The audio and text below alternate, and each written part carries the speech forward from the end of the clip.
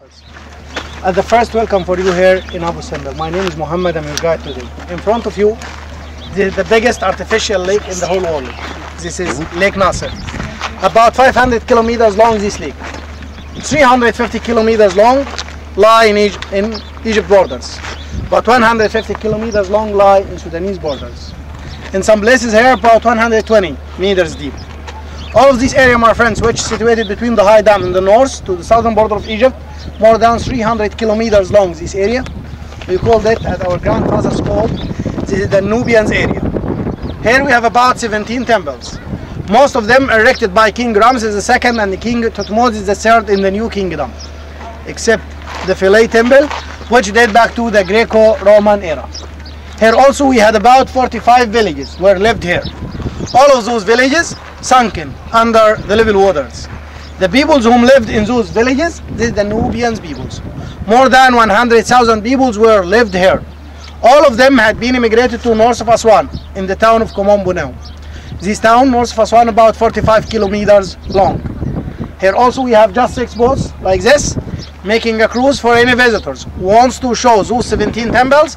They must take those boats. It takes 3 days and 4 nighs. It's a long way from here to the high dam, more than 278 kilometers long. All of you, my friends, can you see this plateau over there? Could you see? Down that plateau, about 64 meters deep, this is the original location of the Great Temple.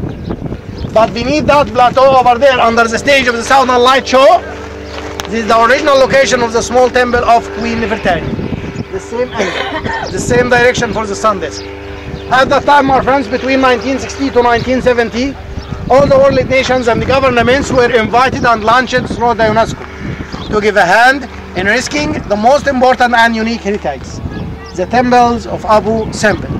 So, the UNESCO collected about $36 million for this great object, but the total cost about $42 million. Half paid by Egypt and the other half paid by UNESCO. More than 51 nations agreed to help for this risking and salvage object, like United States, England, French, German, Holland, Chinese, Japanese, Australians, Indians, all of those peoples helped for this great object. Also at the first, my friends, when the UNESCO started, they cut the original mountain from its ceiling. This plateau is the top of the original mountain. At the first, they cut the original mountain from its ceiling. And then they cut and dismantling those 2 temples to huge blocks, to big stones. At least for each block, about 15 tons.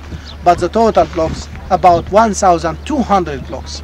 Up till they finished from their cutting and dismantling for those 2 temples, about 4 years from down there, they repaired this new area.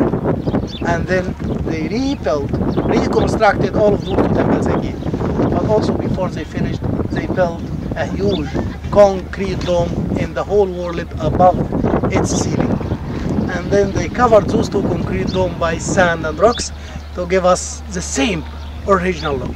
So this is just artificial mount. When they cut it, my friends, they just used the hand saw and electric saw, not caterpillar or something like this.